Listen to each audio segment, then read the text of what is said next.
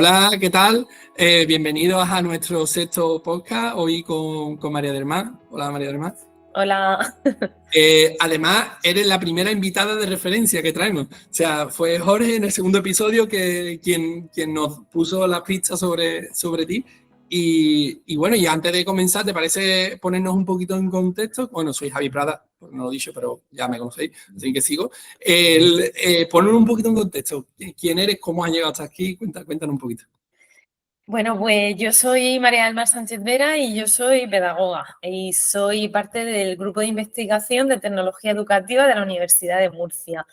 En el grupo de investigación llevamos muchas líneas de trabajo abiertas y bueno, mi tesis fue sobre procesamiento de lenguaje natural, web semántica.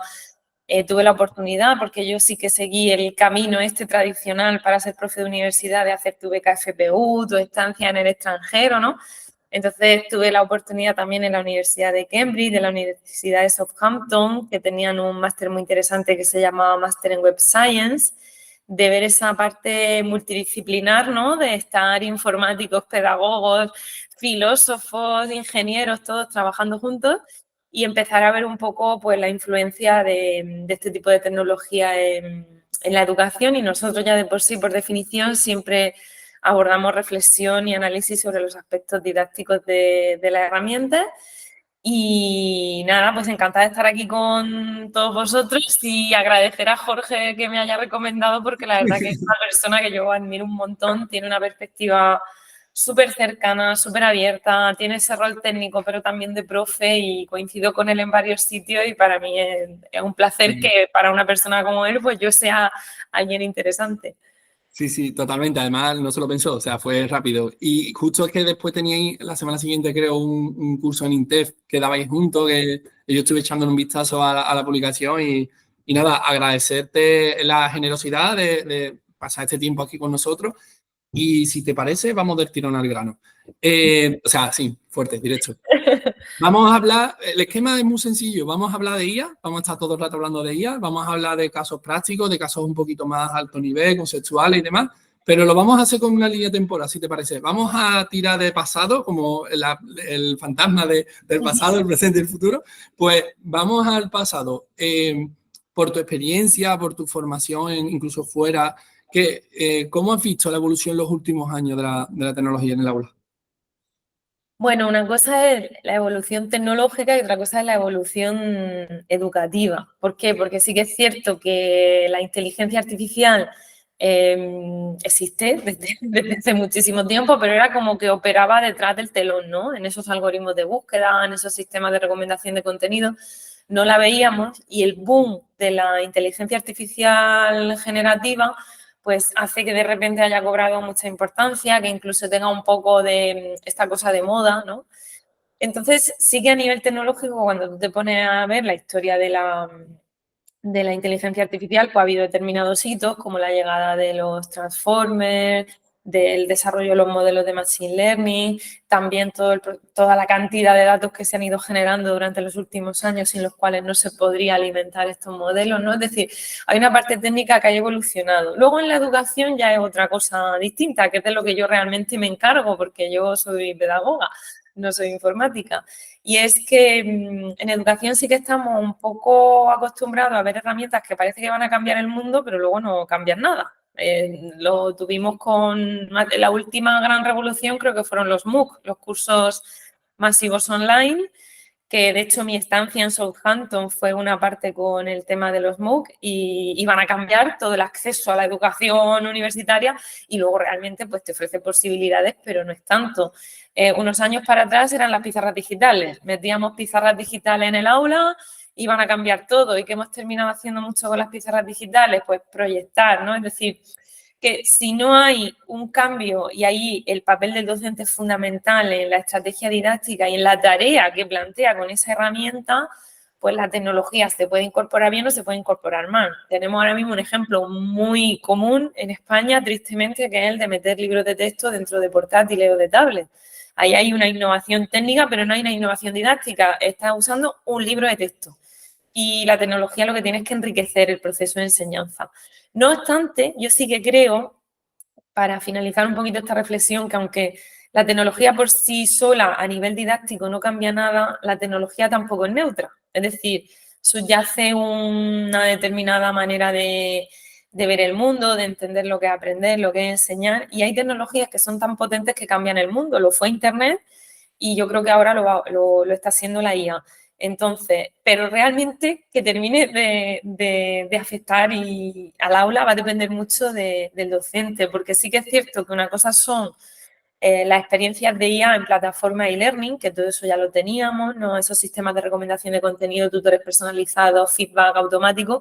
Y otra cosa es la IA generativa y los retos que nos plantea en torno a hay determinadas tareas que no puedo pedir, tengo que alfabetizar porque ahora se van a poder generar imágenes tipo fake news muy fácilmente. Es decir, es un melón muy, muy grande que hay que empezar a partir en pequeños trocitos, pero que al final creo que la clave es que el docente sigue siendo fundamental en el proceso educativo. Sí, coincido contigo en algunos aspectos que has comentado, sobre todo la parte de que si lo hacemos igual, el cambio simplemente ha sido de usar el papel a usar una computadora o una tablet. Entonces, cuando el cambio es solo técnico, no aporta un cambio fuerte al impacto de lo que se va a llevar al alumno, pero si cambiamos la metodología, y ahí sí podemos apoyarnos un poco en esas nuevas herramientas que están, esas nuevas tecnologías que están surgiendo y que seguirán surgiendo. Y se quedó el metaverso ahí parado, parece, pero después parece que retoma. Entonces, entiendo que en esa evolución, nosotros como docentes debemos de desarrollar una serie de habilidades, ¿no? Tú, por tu experiencia y por haber trabajado en varios cursos, MOOC y otras formaciones a docentes, ¿qué habilidades consideras que son fundamentales? Imaginaros para los chavales que están ahora saliendo de hacer más o están saliendo para empezar la parte didáctica, docente. ¿Qué les recomendarías? Nosotros hay varios modelos en educación. Uno de los que a mí me gusta más es el modelo TIPAC, que es un modelo que habla de 3 cosas que tiene que saber un docente para trabajar hoy en día. Y tenemos que pensar como en 3 círculos que interseccionan, ¿no? en uno. Y un círculo sería la formación en el contenido, es decir, tú tienes que dominar el contenido de la materia que vas a impartir. Esto parece obvio, pero bueno, si tú vas a ser profesor de mate, pues tienes que saber mates, ¿no? Y es muy interesante empezar a pensar ese círculo cómo lo tenemos de grande de pequeño. Es decir, en el sistema educativo, conforme vamos avanzando, el conocimiento disciplinar se va haciendo muy grande, hasta el punto de que para ser docente universitario, básicamente con ese ya puedes llegar a ser profesor, porque el nivel de especialización es muy grande. Pero luego se nos olvidan otros 2 círculos que son importantes. Uno es el conocimiento didáctico. Las ciencias de la educación son una disciplina científica. Yo siempre reivindico que nosotros investigamos aunque no llevemos pata. Es decir, en pedagogía tú estudias cómo se planifica, cómo el currículum también es una construcción cultural, cómo evaluar, cómo diseñar recursos. Y luego hay otro bloque que es el de la tecnología, el disponer de conocimiento tecnológico, ¿no? Lo interesante, si buscáis la imagen, es muy interesante porque va interaccionando. Entonces, cuando tú unes el contenido, el conocimiento de la disciplina con la didáctica, te salen las didácticas específicas. Que eso es que cada ámbito de conocimiento, por ejemplo, las matemáticas, tiene también unas determinadas maneras de entender la enseñanza. Hay determinados métodos como el ABN o el aprendizaje manipulativo de las matemáticas, etcétera. Y cuando vas interseccionando el contenido didáctico con el de la tecnología, pues ahí lo que ves es cómo podemos utilizar las tecnologías en los procesos de enseñanza-aprendizaje, que es la asignatura que yo imparto, ¿no? Y cuando unimos el contenido con el tecnológico, ahí lo que vemos es cómo la tecnología nos puede ayudar a plantear contenidos, a diseñar recursos, ¿no? Y toda esa alfabetización técnica que también tenemos que tener, no porque todos vayamos a ser programadores o informáticos, sino porque es ya un idioma de este siglo. O sea, en este aspecto a mí me gusta mucho reivindicar Papert, la figura de Papert, que fue además uno de los padres de la inteligencia artificial, que él era informático, pero él se fue a aprender con Piaget sobre aprendizaje porque él veía que esto era una alfabetización que iba a ser básica para la ciudadanía. Y creo que hemos estado muchos años siendo usuarios pasivos, que las aplicaciones de Web 2.0 nos han dado la posibilidad de crear y participar, pero no de entender lo que hay debajo, ¿no? Entonces, lo interesante del TIPAC es que la unión de las tres cosas, ¿no?, sería lo ideal, el disponer de manera equilibrada de conocimiento disciplinar, didáctico y tecnológico. No obstante, hoy en día, si somos realistas, en el sistema educativo hay profesorado que es docente solo por disponer del disciplinar, porque la formación, por ejemplo, en secundaria a nivel didáctica fue el famoso CAP, ahora es el famoso máster que está tan cuestionado que no es suficiente. Y dentro de ese máster, por ejemplo, aquí en Murcia, la formación en tecnología educativa está en una asignatura que son 3 créditos. Súper poco tiempo. No, pero es que además tienes que dar educación especial a organización escolar, es decir, se te queda básicamente en 4 horas. Tú en 4 horas tienes que abordar toda la tecnología educativa, o sea, no te da tiempo ni a trabajar pensamiento computacional, ni nada, ni inteligencia artificial, ni nada. Entonces, para mí es muy interesante plantear la reformulación de la profesión docente y luego también la formación continua, que a veces es verdad que nos dejamos llevar mucho por moda y hay mucha innovación vacía, ¿no? Que hay mucho postureo y la tecnología se ha dicho muchas veces, no, este centro tiene pizarras digitales y nunca nos hemos preguntado qué se está haciendo con esas pizarras digitales, ¿no? Que es un poco la clave. Es que esas son las preguntas de valor que hay que hacerse. O sea, justo con Jorge estuvimos hablando de que todo esto de la moda, de la fiebre, el hype, hay que tratarlo y hay que avanzar con cautela en la educación, porque la IA generativa, como tú muy bien comentas, se ha popularizado en 2022. O sea, ahí empezó y ahora, 2023 parece que ha sido el año en el que ya todo el mundo sabía y hablaba y entendía de la IA y quizás puede ser que estemos entrando en un momento bueno de empezar ya a pensar cómo introducir esto. O sea, porque introducir tecnología por introducir, lo que tú dices, poner una pizarra digital para justificar unos fondos, está muy bien porque lo justifica, ¿vale? Pero realmente no aplica un cambio. O sea, y también entiendo lo que tú dices, que en un curso o en un máster de un año es muy difícil adquirir esas habilidades tanto técnicas como didácticas, como ya de contenido propio, que se supone que con la carrera ya más o menos la tenemos, ¿vale? Pero es un proceso de aprendizaje continuo, ¿no? Entonces, en esa línea, de verdad, agradecerte todo tu trabajo público, porque seguirla en LinkedIn, por favor, ¿vale? Esto es una pequeña cuña, un publicitario. Seguirla porque ella publica muchísimo, además, entiendo que a nivel de investigación eso es requerido, ¿no? Pero que eso ayuda mucho a que otros docentes, que vamos un poco más ahí en la segunda línea, pues estemos queriendo seguir aprendiendo y a eso hemos llegado justo al presente. O sea, hemos llegado al presente de que ¿por dónde tiramos? O sea, ¿qué hacemos ahora, verdad? ¿Cómo nos mantenemos al día? ¿Cómo aguantamos encima de la tabla sin caernos? No sé, darnos algunas pistitas. Pero para mí esto es recíproco, es decir, yo cuando dicen experto, el tema experto que está tan cuestionado hoy en día y tal, a ver, una tiene que superar sus sesgos también y su complejo y decir, bueno, es verdad, llevamos mucho tiempo investigando, trabajando, pero que para mí es muy importante reivindicar la importancia de que desde las facultades colaboremos con vosotros, con docentes de pie de aula, que muchas veces sois los primeros que os lanzáis a hacer prácticas. Y yo, muchos de los grandes ejemplos que yo conozco vienen de gente de otras etapas educativas con las que yo trato de colaborar, aprender y a partir de ahí construir también nosotros investigar, ¿no? Ese rol de docente también como personas que investigan en su aula y que nosotros ofrecemos ese apoyo. Entonces, a mí la llegada de la inteligencia artificial generativa, como estabas comentando, hay algo que me alegra y me voy a explicar. Y es una cuestión que es más didáctica que pedagógica.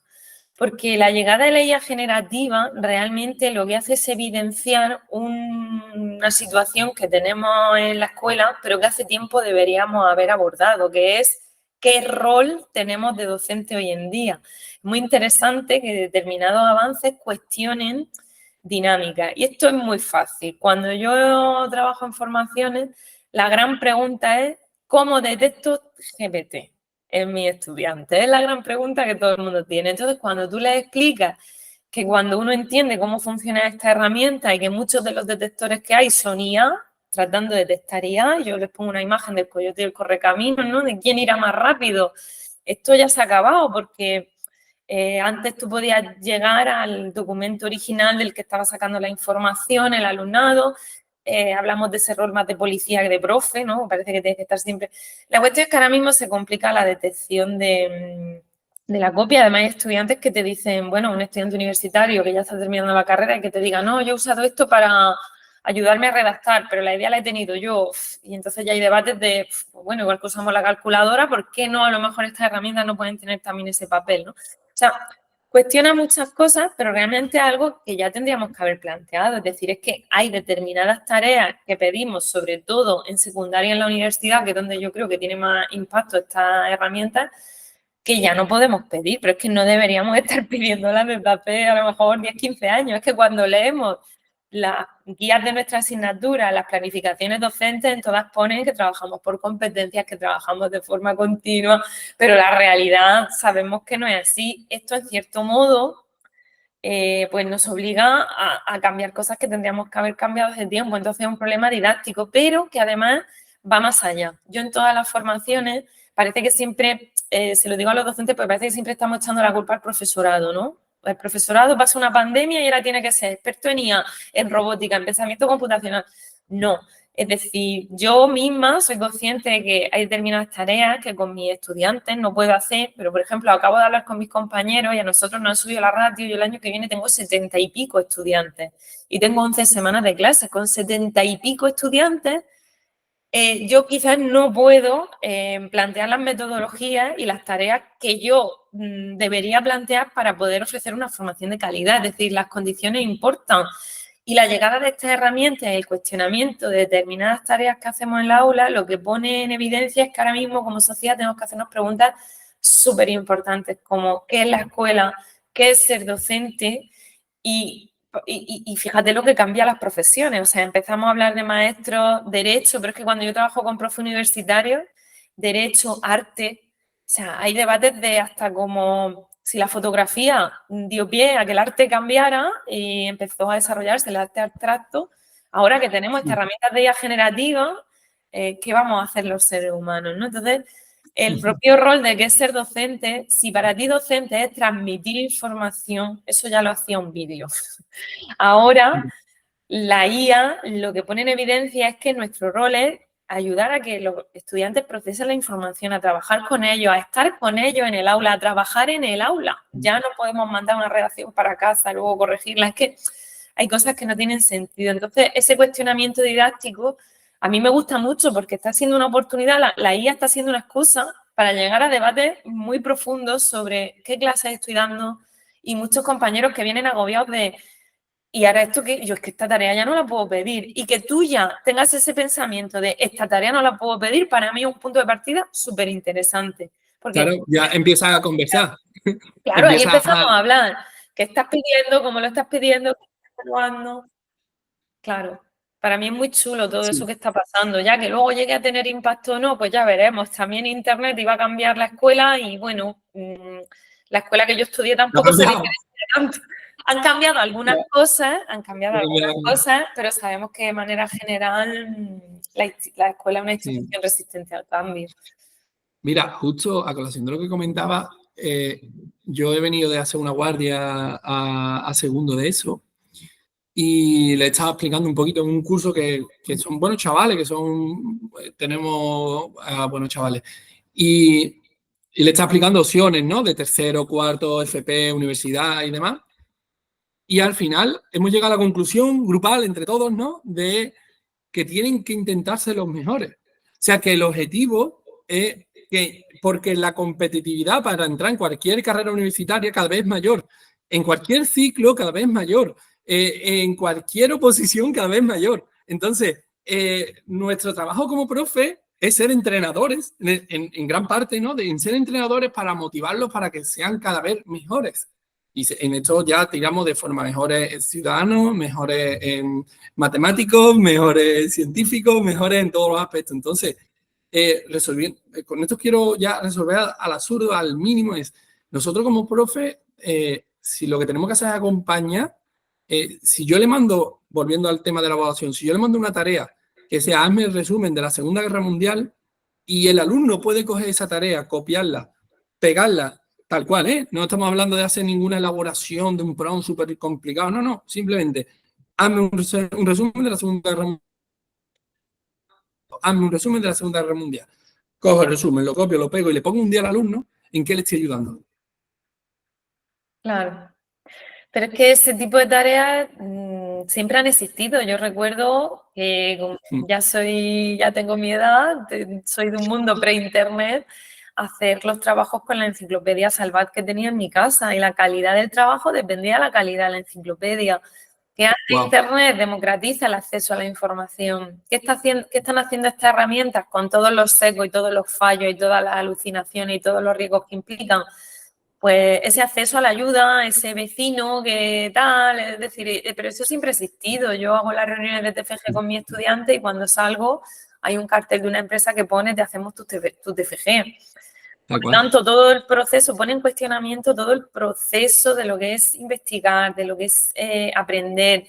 Y ese trabajo de historia, pues a lo mejor se tiene que convertir en una tarea del aula en la que dividan los años, los sucesos entre grupos de alumnos, que construyan una línea del tiempo conjunta, que a lo mejor hagan uso de este tipo de herramientas de IA generativa, teniendo en cuenta todas las cuestiones éticas de privacidad de datos, bla, bla, bla. Claro.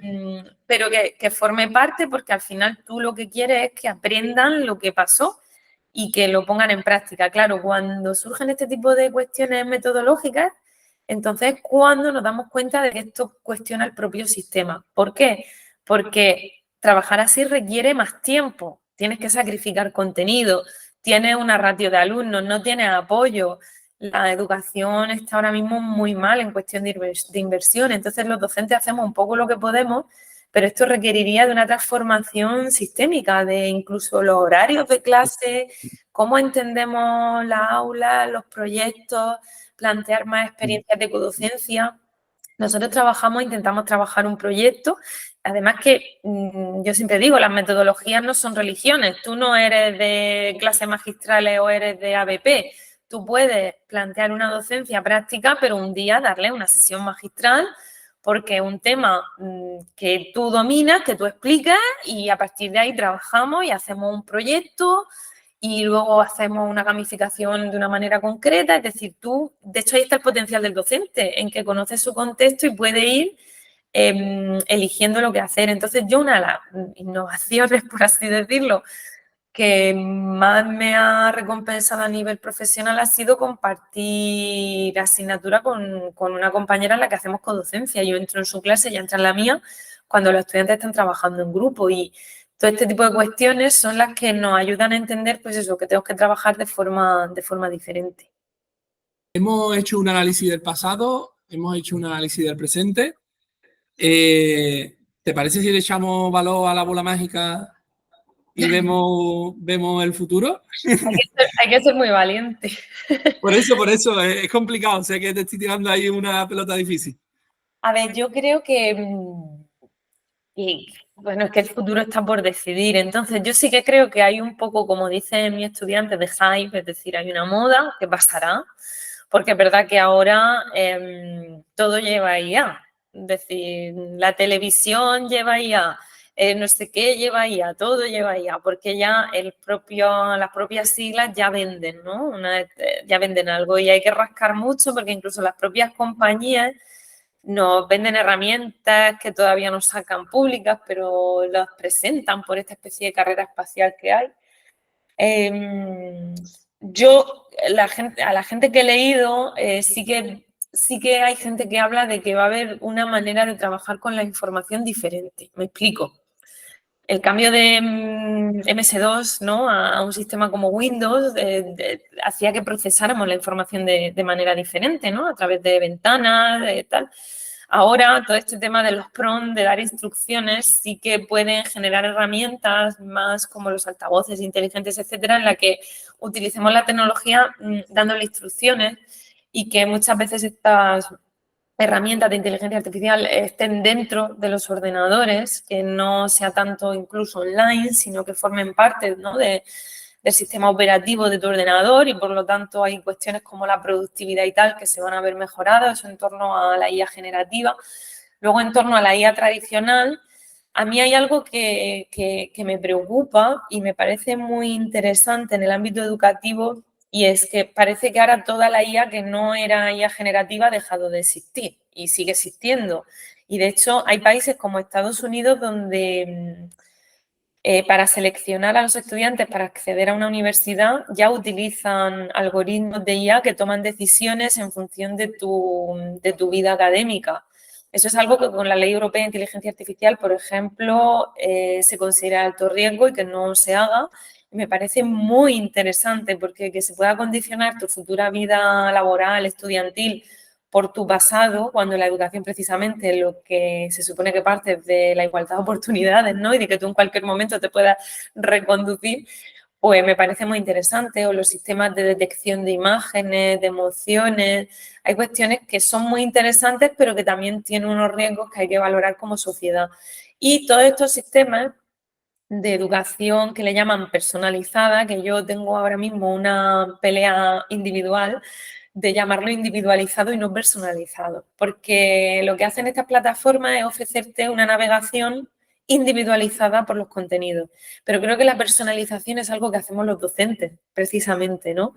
Entonces, por no quitar la valía al carácter humano de los docentes, prefiero decir que las herramientas individualizan y que las personas somos las que personalizamos, ¿no? Valga la redundancia de persona, personalización. Entonces, en ese Buen sentido, detalle, buen detalle. es una lucha particular que tengo porque además tú le preguntas a cualquier modelo y te hablan de cuáles son los potenciales de la IA en la educación. La personalización. Y yo digo, no, la personalización no, la individualización, porque además casi todos estos sistemas esconden una visión del contenido muy cognitiva, es decir, aprender a dominar contenido y te ofrezco un itinerario por contenido o te ofrezco un feedback automático en torno a los contenidos. Si estamos hablando de que aprender es algo mal, esa personalización la van a hacer los docentes, ¿no? En torno a un modelo de competencias más abierto. Entonces, lo que a mí me preocupaba, que te estaba comentando, es una reflexión que leí de si consideramos que el proceso de enseñanza-aprendizaje puede convertirse en una serie de datos que procesamos, es decir, si nosotros mismos delegamos tareas nuestras como docentes en exceso en estas herramientas, quedarán estos sistemas, es decir, ¿serán estos sistemas una manera para alfabetizar a países que son subdesarrollados, que no tienen acceso, y quedará lo humano como una valía añadida? Es decir, si consideramos que el proceso de enseñanza-aprendizaje puede quedarse reducido a datos, entonces puede haber sistemas que desarrollen ese proceso de enseñanza-aprendizaje que estará accesible o que se puede difundir masivamente a países porque es una forma barata de proporcionar información y contenidos. Entonces puede haber países que tengan la tentación de ofrecer sistemas basados en inteligencia artificial online, y entonces luego haya países donde la valía humana, ¿no?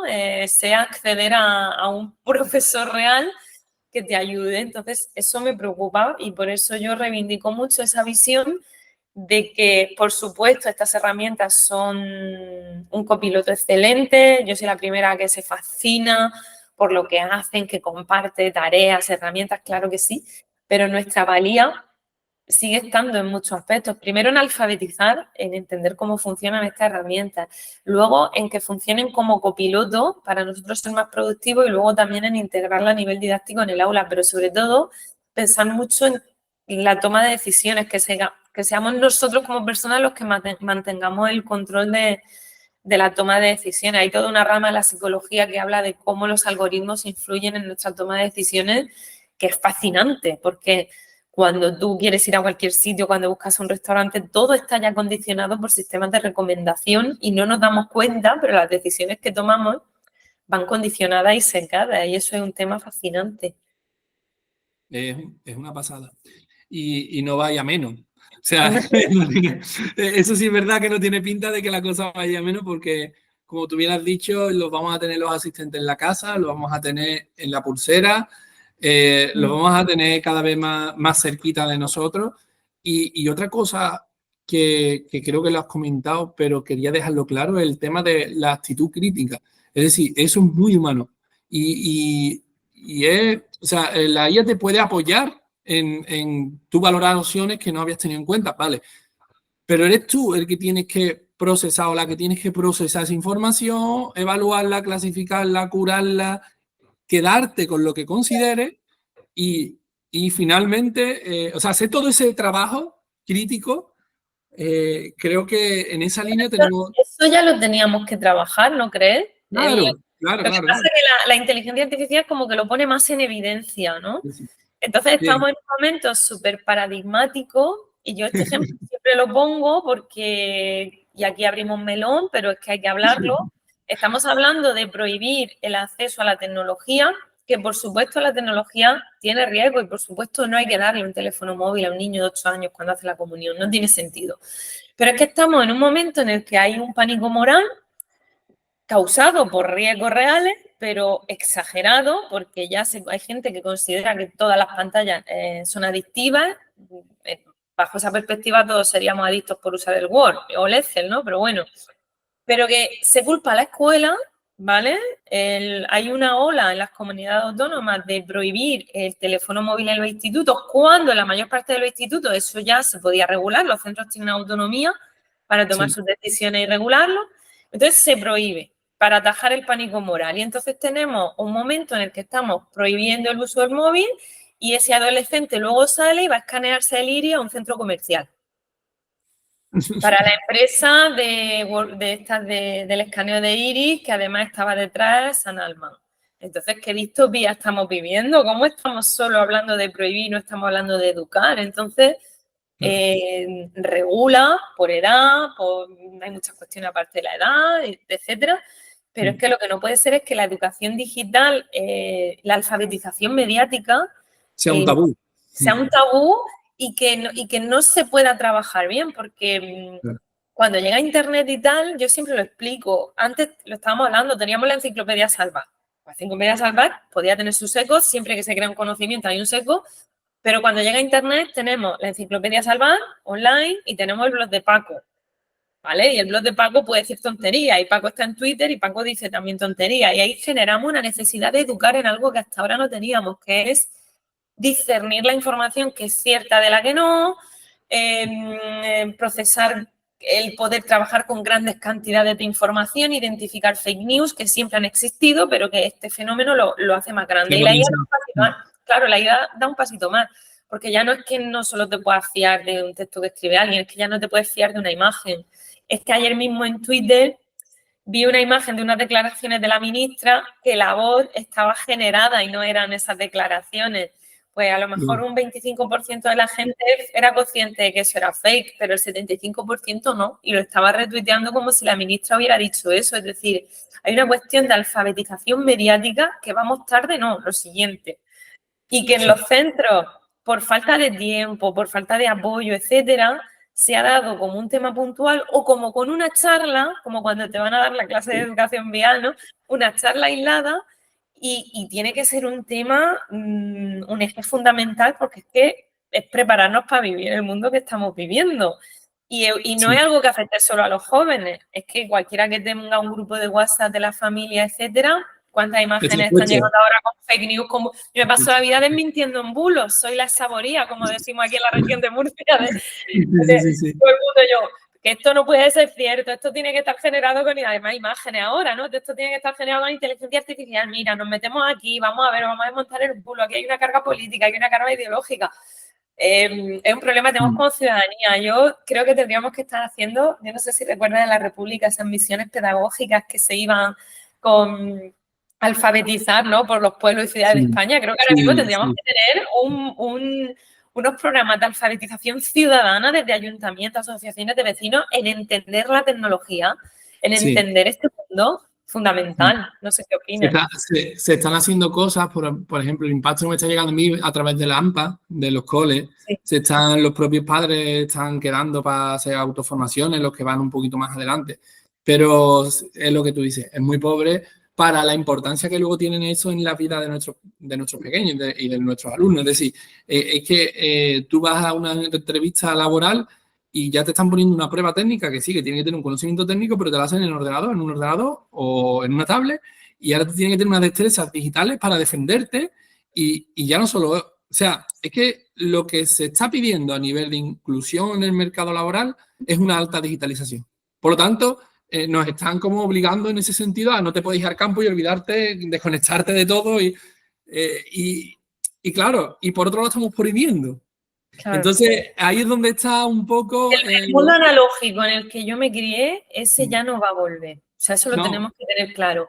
Y hay esto que no cambiar, consiste, hay que cambiar un claro, poquito no el chip. consiste, no consiste ahora en meter la tecnología para todo. A mí cuando me dicen Sí, que es mejor escribir a mano o escribir a ordenador, yo digo las dos cosas, porque llega un momento en claro. el que tú quitas la libreta y metes una tablet o un portátil, si lo que tiene que hacer el portátil es ser un apoyo, darle esa perspectiva de alfabetización, de enseñarles a crear ellos utilizando tecnología y todo es compatible. Entonces, el problema es que estamos en una sociedad tan polarizada que todo es o sí o no. Y estamos hablando solo de prohibir y yo estoy un poco como el meme este de los Simpsons. ¿Alguien ha pensado en los niños?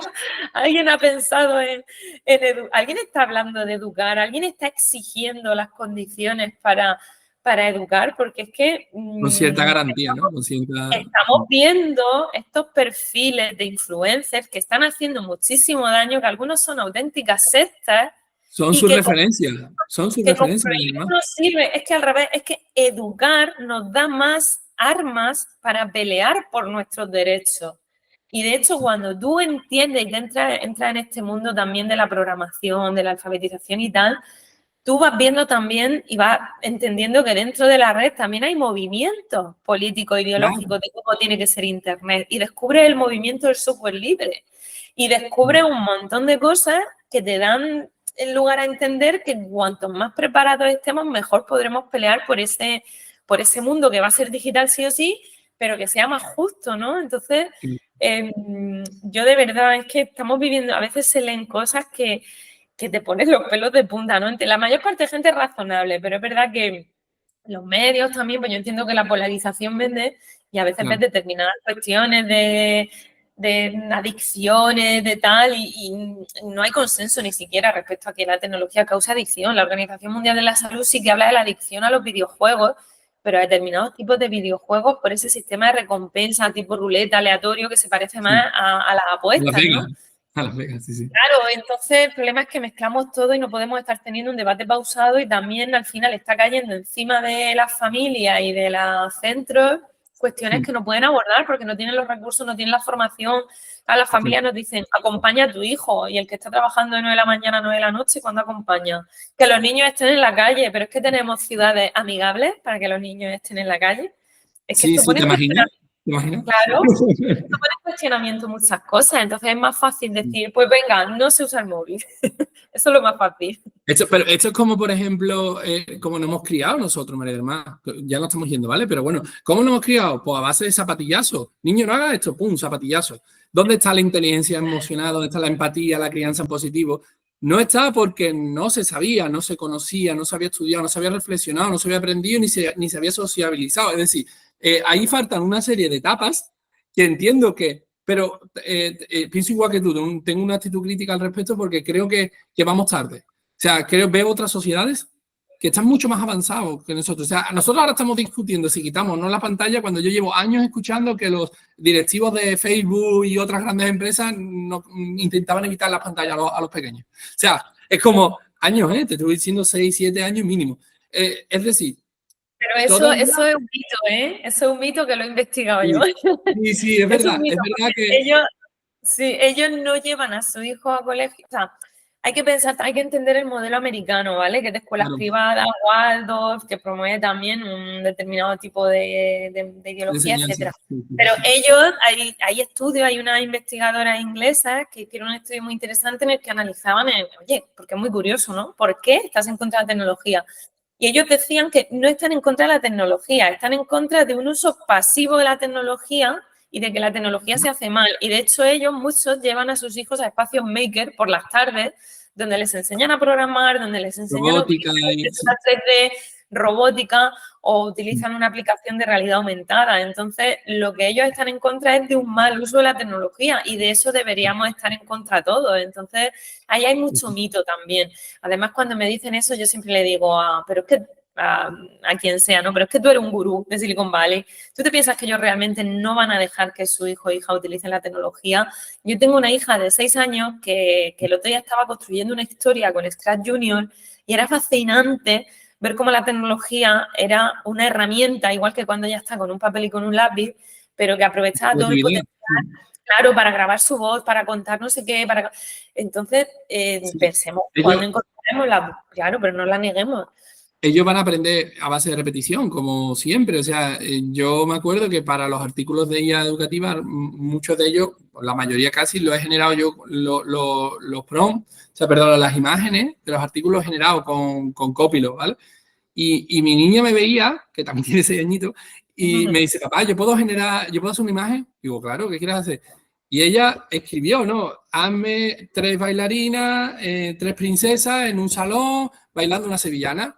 Entonces, claro, y fue una pasada el ver la cara. Ay, mira qué chulo, papá, mira qué chulo, papá. O sea, si al final, evidentemente, igual que con lo del móvil, si el problema es que los primeros que tenemos problemas con el móvil somos nosotros, que no nos podemos olvidar esto en la casa. Entonces, Exactamente. es hora de hacernos un poquito de, y creo que con esto ya casi que terminamos, de hacer un poquito de reflexión primero de nuestra parte más personal, de verdad estamos haciendo un uso eficiente y correcto de las tecnologías, eso de base. Y Claro. a partir de ahí, Esa es la primera pregunta, quizás, y después ya llegará claro. la IA, ¿no? Después llega la siguiente, que es, estamos siendo buenos ejemplos para nuestros hijos, ya la tercera, y para nuestros alumnos.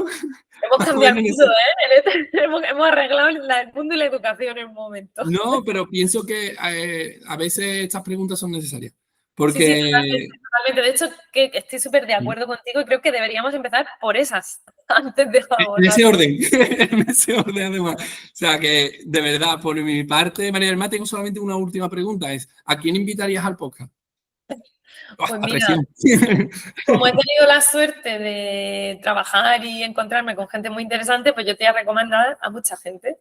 Voy a empezar comentándote que cualquier miembro del grupo de investigación en el que yo trabajo, Ole, ole.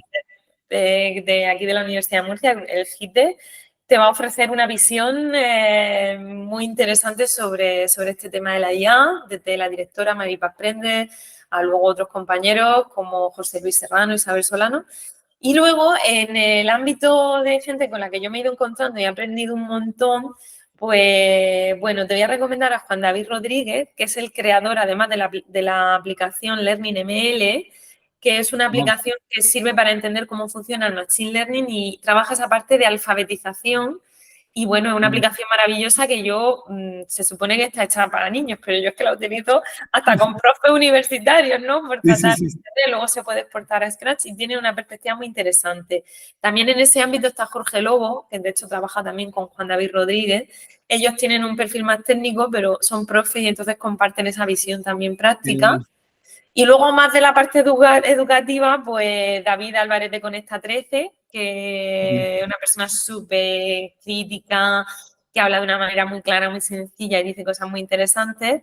Y luego también el compañero César Pollato, que tiene un perfil también muy activo en redes y que da siempre muchos trucos, muchas ideas muy prácticas y a los profes les suele gustar bastante. Entonces, te he dado gente de tipo más reflexivo, Qué maravilla. universitario, más técnico, más... Y ya Qué vosotros bien. elegís, pero la verdad que estoy En teniendo mucha cuanto, en suerte cuanto porque al tema, sí, perdona que te interrumpa, en cuanto al tema de allí del grupo de investigación, se me ha ocurrido montar un momento dado una mesa. Si lo veis conveniente y procedente, más adelante, no hace falta hacer ahora, no estamos hablando para octubre, noviembre, para más adelante, porque creo que puede ser un espacio chulo. También estuvimos hablando con algunos compañeros de la Universidad de Mondragón, con Amaya Arroyo y demás, que han publicado también. Amaya también. ¿Ve? Amaya se me había olvidado, también es otra persona para recomendar. Ella estuvo, creo que fue en el capítulo 3, en el episodio 3 con Egoist, y estuvieron los dos, además magníficos, hablando también de su libro de Construyendo Puentes. O sea, al final yo creo que estamos identificando ciertos círculos bastante chulos y lo dejo ahí como tiro a ver lo que surge. Y por supuesto, tenéis y educativa para rato. Esta es vuestra casa, estáis súper bienvenidos y bienvenida cuando consideréis, como consideréis, y de verdad, María del Mar, agradecerte mil el ratito tan bueno que hemos pasado. Yo encantada y además me gusta mucho vuestra visión porque creo que evidentemente en todo esto de la IA y todo lo que transforma y tal, somos muchos colectivos, ¿no? Cada uno en su ámbito de conocimiento la parte técnica, la parte informática, la psicología, la sociología, la pedagogía, creo que todos tenemos que aportar para construir, ¿no?, ese mundo en el que vamos a estar todos. Entonces, agradeceros que hayáis pensado que mi aportación podía ser interesante. Creo que no hemos liado a cambiar el mundo de arriba abajo. Súper interesante, vamos, no lo pongas ni lo más mínimo en duda. O sea, y además creo que has dicho una cosa muy bonita que me inspira mucho, que es el apostar por mejorar nuestra profesión. O sea, necesitamos esa unión para que... yo pongo siempre el estilo MasterChef, ¿vale? La hostelería era hasta que llegó MasterChef y revolucionó el concepto, ¿no? Pues si ahí podemos aportar un poquito desde nuestras entidades, y ya tomo mi educativa como referencia, en el sentido de que si podemos arrojar un poquito de luz y unión, o sea, ya ha merecido la pena cada minuto de cada podcast que hemos grabado. O sea, y de cada artículo que hemos tirado, porque eso es al final unión, eso es al final crecimiento, eso al final es progreso y sobre todo pasárnoslo bien, que hemos venido a pasárnoslo bien, no a estar ahí amargados. Hemos estado como tomando un café y arreglando el mundo, así que nada. Y todo grabado, ¿eh? Y todo grabado. Pues nada, muchísimas gracias y bueno, que vaya todo muy bien y nos vemos prontito. ¿Te parece? Muchas gracias a vosotros. Hasta luego.